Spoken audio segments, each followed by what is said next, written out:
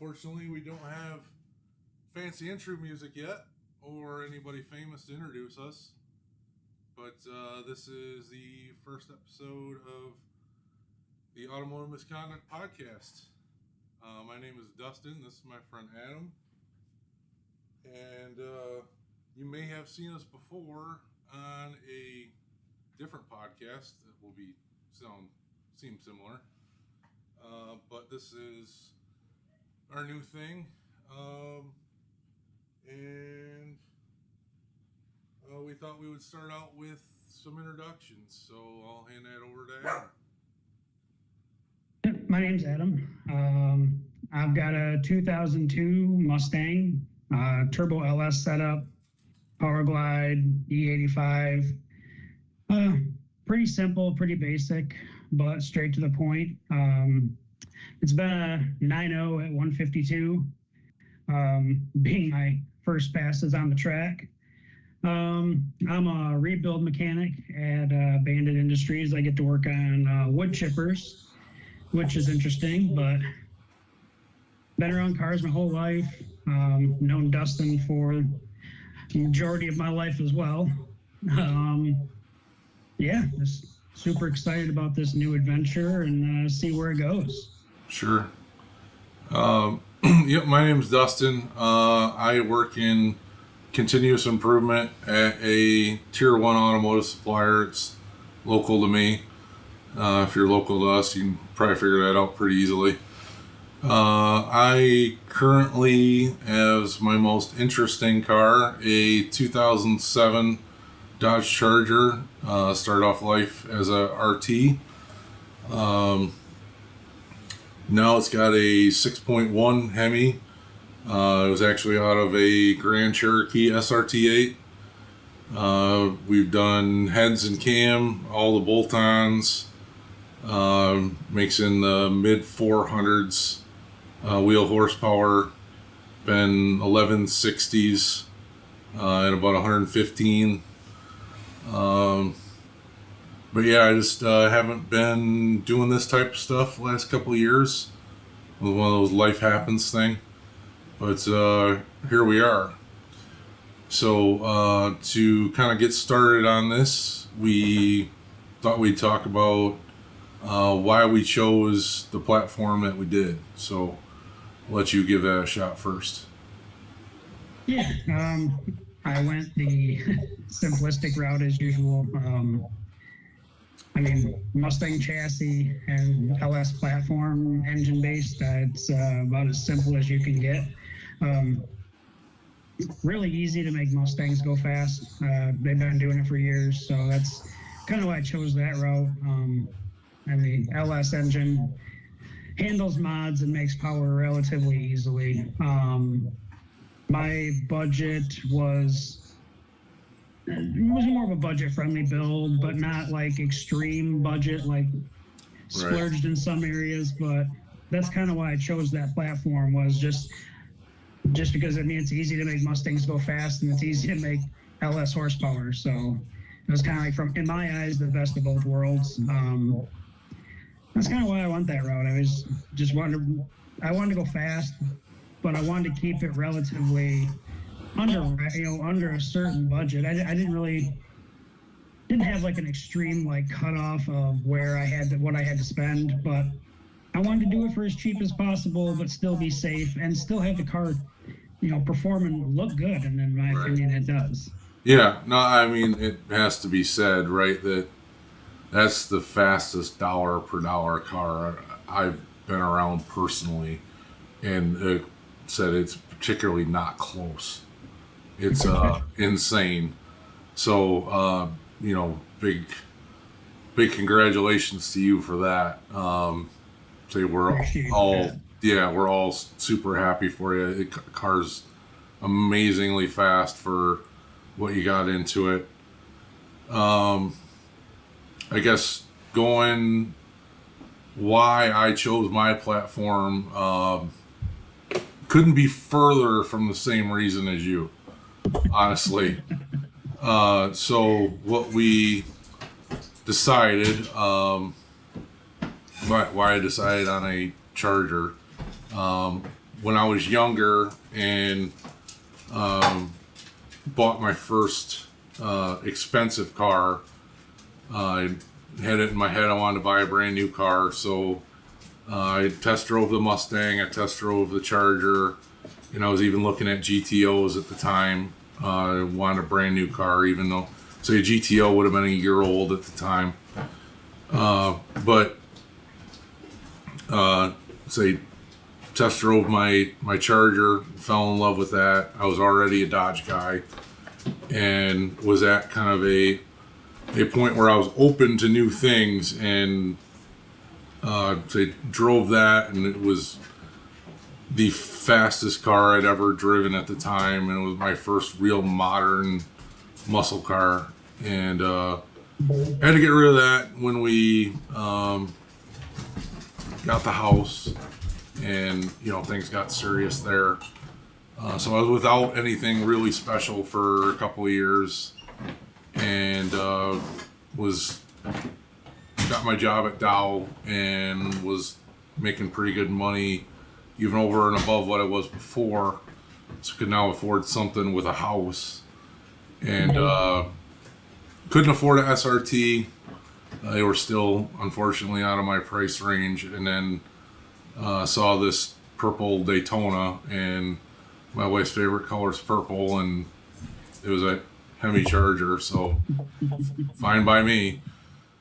So kind of here we are. So I bought it, like say, for the exact opposite reason to you. It was not function at all. It was not because per dollar. It was just, I just wanted it. So I mean, say it is what it is, right? You deal with your platform, like. Yeah. So I chose it. So here we are. Yeah. So I guess kind of the next item we wanted to talk about was, what is your kind of future plans with your program? Well, to be honest with you, I'm pretty happy with how it's turned out so far. Like you said before, like, are these cars ever done? We always find something. Did a lot of research, like when I was in the building process. So I tried to buy once, cry once. And unfortunately, I did not do that with some parts that I do have to change out this winter, but they're minuscule. And I kind of want to dabble into a little bit of street stuff. The car is on a radial now. That may change this winter, and it may pick up a set of wheels with some slicks on it and see what happens after that. Right. I don't really plan on class racing much. It's more of, man, I just love to drive the car with my family, and that's mainly of course, we all build them to go racing, but, the weekend test and tune stuff, I'll live it up, but mainly the driving is what I enjoy most about the car. And I got to do a converter change on it, a little bit of body work, but very, very small stuff. The car was in pretty rough shape. I mean, that'll be for another episode, but needless to say, it was a shell in a barn covered in bat. Yeah. Yeah. Well, So, I mean, the first time you actually worked on that, it was going from a V6 car to a V8 car with our mutual friend Tony. I mean, and you said that was what, like a dozen years ago? Something like that now? Well, at least probably, roughly 12, 15 years ago. That thing, I said, it was his high school car, and he, the first time working on that, very many years ago. That car has kind of been a pioneer for a lot of my friends, our mutual friends, and so it kind of led the way into my first blower car that I ever helped be a part of, my first turbo car I ever helped be a part of, and it just car's got a lot of history, and it's super sentimental to a lot of all of us, actually. I mean, we've all been a part of that car for one way or another. Yeah, so no, definitely cool story. We'll have to like you say, go into that further down the line. I guess kind of what I have planned in the future. If you know us, then you know what I've been through, particularly the last year, especially, but the last few years in general. But long story short, I lost my father last year, so he left me with his entrepreneurial leftovers, we'll say, and still digging out from that, and we got a long way to go, but there's at least a plan. So that being said, that's kind of why this podcast is even a thing. Is the plan is to get back into this stuff and get going again. As far as the Charger's concerned, it needs a little bit of body work. It's kind of disappointing because anybody's owned a Charger before, especially the 06 to 10 body style, will know about the rust issues around the rear wheel wells, especially. Don't know why it's such a thing, but it just is.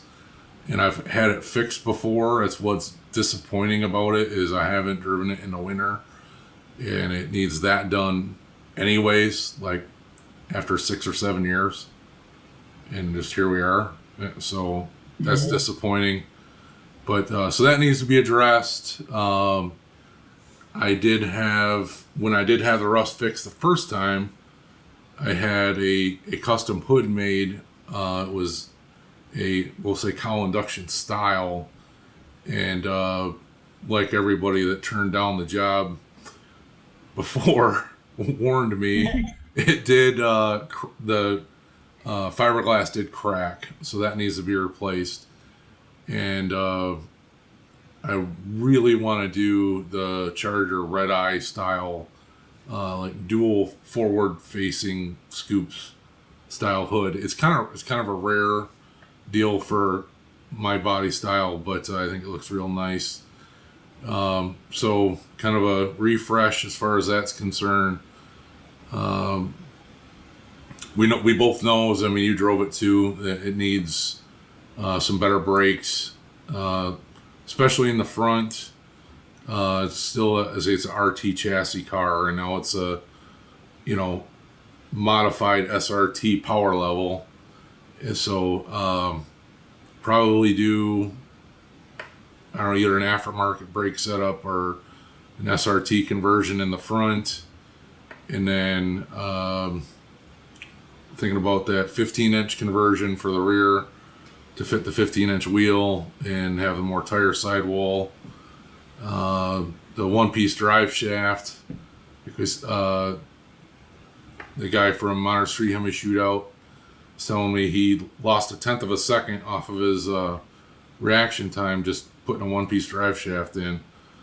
And after going from a sportsman tree to a pro tree, I could probably use that. And then, kind of the more ambitious stuff. Someday it does need to build trans. Like, we're already nearing the power level that it's going to be in trouble already, and it will become a necessity if we do put a supercharger on it. I had thought about going. I thought it'd be interesting to. Some guys do the Hellcat swap on, especially the Eagle 5.7s and the 6.4s. There is a way to do it on a 6.1. It's pretty complicated. I mean, I'm even reading stuff about having to swap out the oil pan, and I'm not even 100% we could do that without pulling the motor. And definitely can. Right. So, and I thought, well, we'll do one better. We'll put a red eye supercharger on there, start bolting red eye parts to the car, right? Like, it sounds cool, but it's not economically sound. Like it's just better just start bolting aftermarket parts on it. So I guess the pie in the sky like ideal thing would be the Gen 5 Whipple. I think at this point would put it somewhere around the 600 wheel horsepower mark, and I mean it might be remotely competitive in the 1050 class. I don't know. We'd have to figure that deal out, but so that's kind of the path for the car going forward. There's quite a lot going on that's gonna dictate how fast that happens between now and then, but that's kind of where I'm at. So we need to do a little suspension work to that unit too. Yeah, 100%, right. It's just something to think about. Yeah, I mean, at least maybe some drag shocks in the back, like That's kind of what I was thinking. I mean, right. But yeah, no, I mean, it needs to be gone through too. Like the front ends on those cars are known to be junk, and I can't remember the last time I even jacked it up and started shaking down the front end. Like it's probably been a few years now, just because of how much I've had to kind of ignore it lately, thanks to life issues. So yeah, I mean, who knows what we'll find when we do that, right? Like, but yeah, no, it's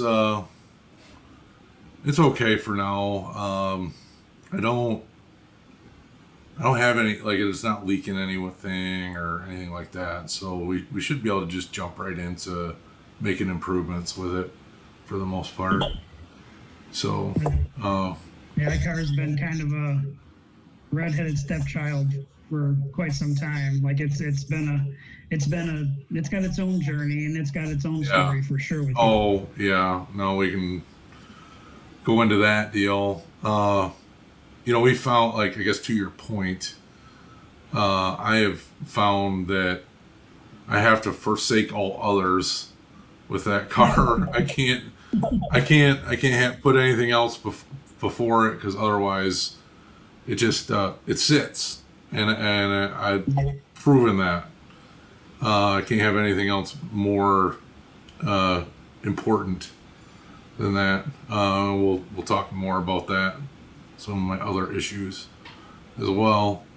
But no, I'm pretty excited to have that be the main deal, and just get it out and do streetcar things and go to the track and compete in the 1150 class, 110 class in streetcar takeover maybe, and if we go the supercharger route, maybe the 1050 class and Mars 3 Hemi shootout and others. But I haven't been doing anything for quite a while, so I mean, even just say if we got remotely competitive in the 1150 class next year, like, that'd be awesome.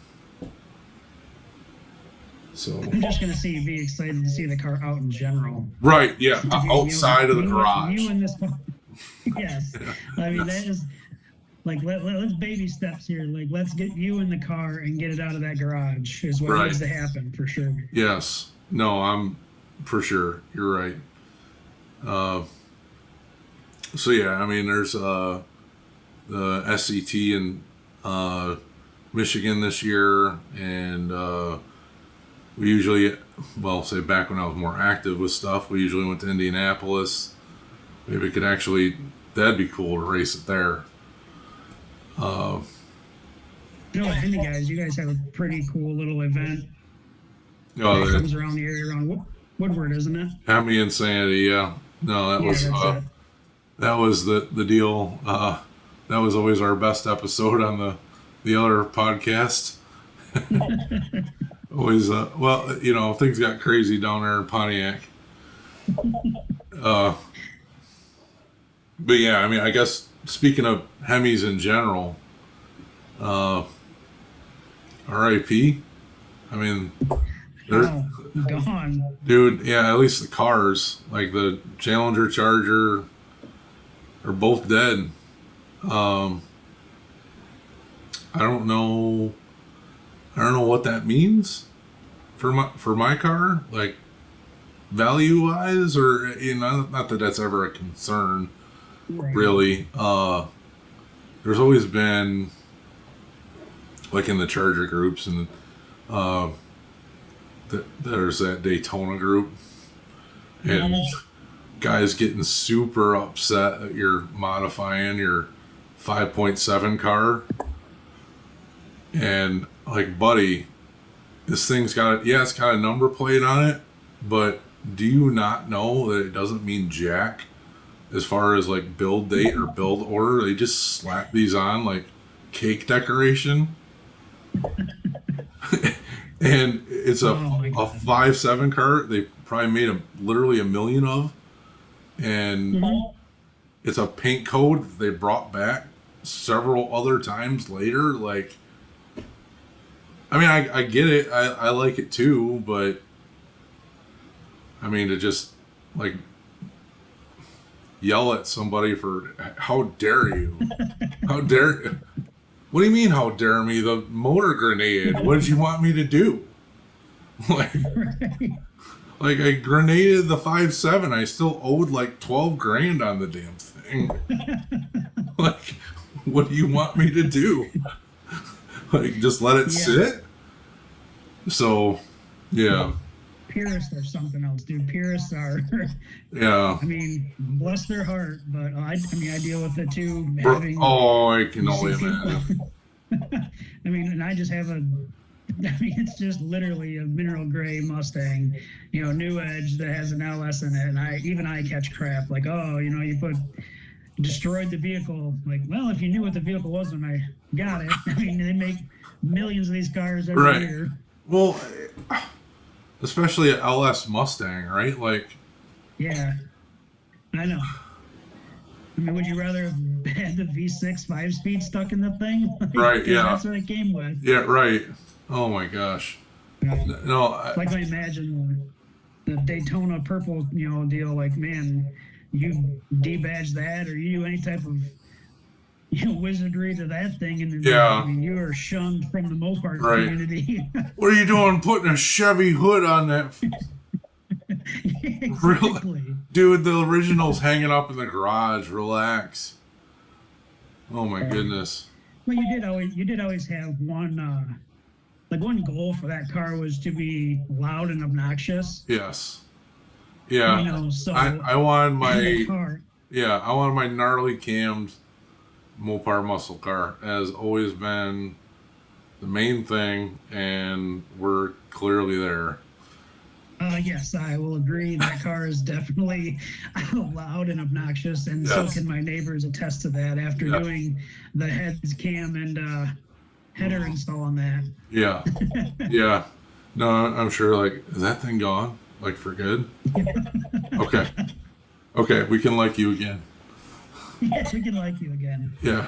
At least it's not the Durango dude next door. Oh my goodness, that guy. Piss revving his 4.7. Relax, buddy. Yeah. No, I mean, go ahead. Just, I guess, going back to the Hemi thing, right? Like, there's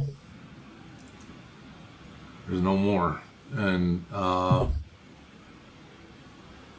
it makes you, like, I'm kind of already seeing it with the 6.1. Like, the 6.1 was like a short-lived thing and kind of like an exclusive thing, and then the 6.4 came out, and now it's not exclusive by that standard, right? But now it's just a motor they didn't make many of. So, I mean, I already faced that, so I guess that really doesn't change that. But I guess the point is maybe the other guys are going to start feeling the pain too, right? Like, there's only so many of them now, so like, we never really got huge aftermarket support on that platform, and now with them stopping, like, I don't see it getting any better. No. Yeah, but yeah, to say that the Hellcat stuff, it really it brought kind of Mopar to like another level. Like I was always, I was a Dodge guy in the '90s. Remember, like, Right. and Yeah. well before it was remotely cool.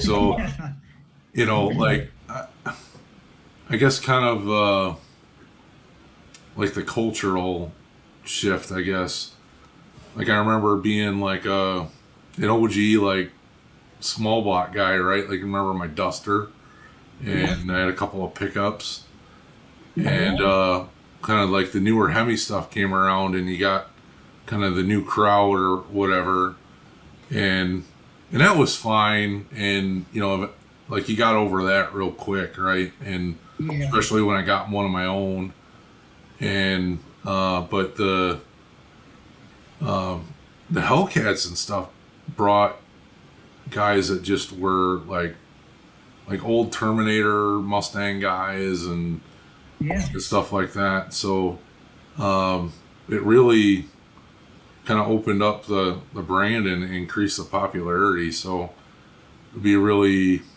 I guess, interesting to see what happens to the Hemi marketplace going forward. I don't know if it'll say drive prices up, drive prices down because sport's going away. It's hard to say. I think it would probably drive them up, honestly. I mean, we already, saw it, post COVID when, if we're allowed to say that word, Yeah. Yeah. Post COVID when you were seeing like the MSRP on some of these, even, a lot of the Hellcat stuff, like when you're talking $30,000-$40,000 for a dealer markup, if not more. Right. And a lot of these people were buying these cars, for whatever price, X price, and immediately just selling them for, 150% markup, and they were selling. Right. So, I mean, now that they're not available, like, I don't see that changing one bit. Like, I think these cars are going to go, I think the prices of these vehicles are going to, they're gonna stay where they're at. Like, they're up. Yeah. I don't see them coming down anytime soon. At least in the Hellcat, Hellcat realm. I mean, that's. I mean, I can see that definitely. The engine, just that platform itself, staying pretty up there in price. Yeah, especially in the short term. Oh, for sure. It'll be interesting. Like you're talking about the people paying over sticker. And my lease ran, like, I know it's dumb to have a lease. My lease ran out during that time, and the prices of everything were so out of control. Like, it felt like the situation I was in was just lease another one, right? Like, and luckily I was able to get one through my dealer at MSRP, and I mean, it was shocking to get. So, shout out to Frankenmuth, for selling me one for, market price and not being that guy. But yeah. So yeah, anything, say we're doing pretty good at the half-hour time. So anything else you want to add? I'm just super excited about this adventure we're starting. I think it's going to be a good thing. And I mean, you don't know until you try it, right? Right. I mean, I'm pretty happy about it. Yeah.